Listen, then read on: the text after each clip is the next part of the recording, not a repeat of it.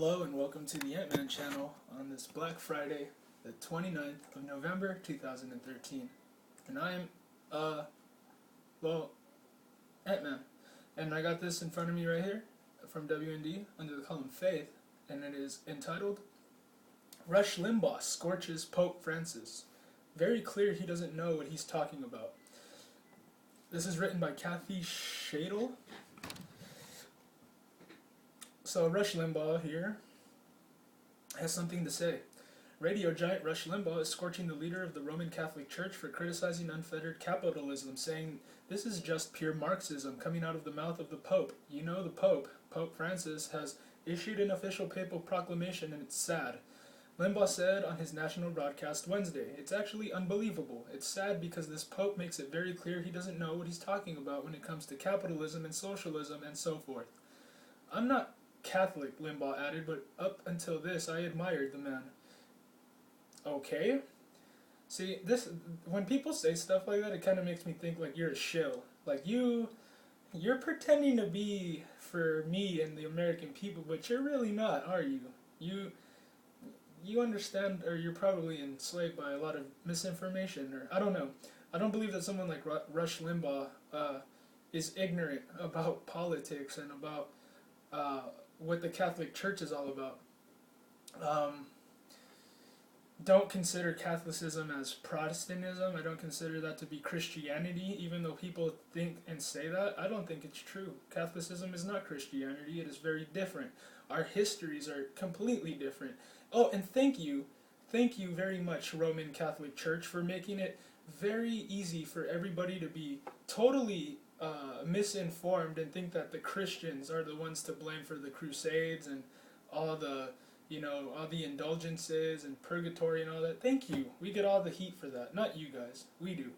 Because, we're a religion of, conquest and this and that. But in reality, it's not really true. There was a lot of people that were lied to during the Middle Ages, if you will.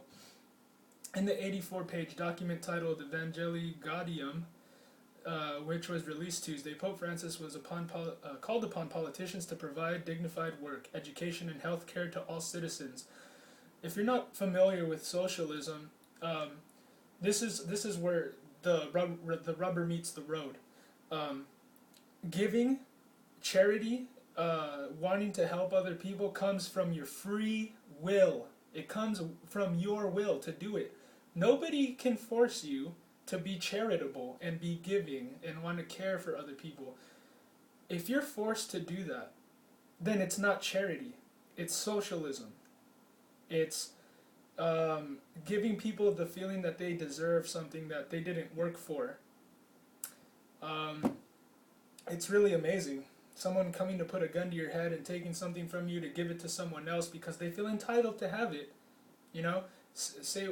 For example, this bowl of popcorn right here that I'm enjoying, if somebody wanted my bowl of popcorn, I would be like, well, here, you can have it. You can have my bowl of popcorn. But if I wasn't like that, or it doesn't matter if I am or not, but let's just say that Mr. Socialist comes around and he says, hey, he wants your popcorn and he forces me to share it with you. That's different than me wanting to willfully give it to you. The commandment, thou shalt not kill, sets a clear limit to order the safeguard the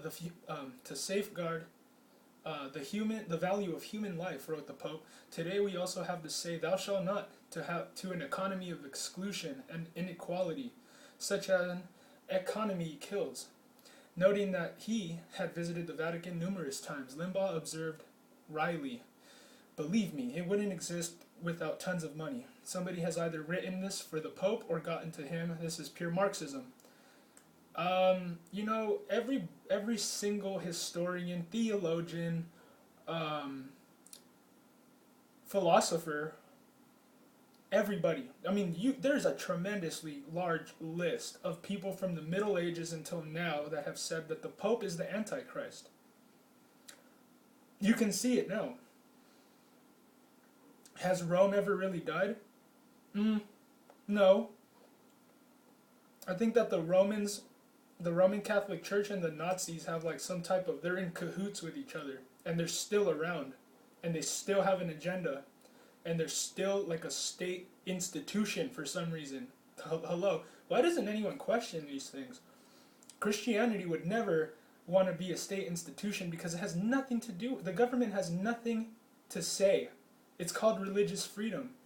It's called separation of church and state, and I'm, you know, I'm quoting this correctly, unlike many people do. People think that separation of church and state means that you cannot practice your religious principles in politics, but in reality it means that the government cannot tell you what to do and what to believe.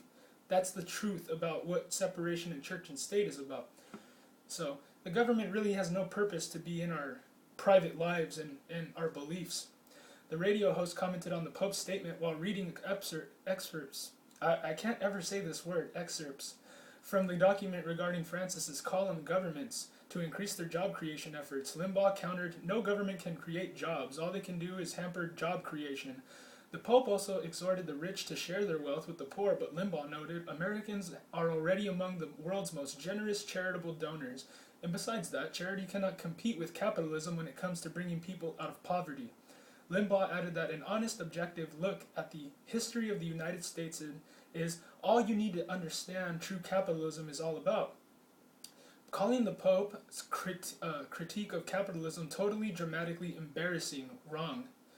The radio host returned after a commercial break with additional thoughts, reminding listeners that one of the Pope's predecessors, John Paul II, is widely credited with helping President Ronald Reagan and Prime Minister Margaret Thatcher defeat Soviet-sponsored communism back in the 1980s.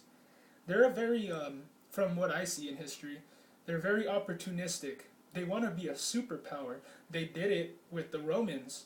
They were a superpower, and they were oppressing people, and they were killing people. It's unbelievable. And they were killing Christians, by the way.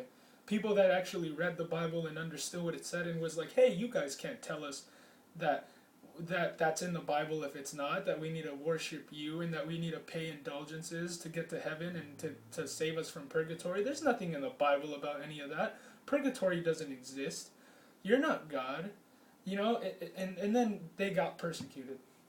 But with persecution, it's always cool because you see a rise in converts when we get persecuted, when Christianity's trying to be suppressed, when it's trying to be rubbed out of the face of the earth, it always gets stronger. So, hey man, let the persecution begin, I guess. You know, I'm not afraid.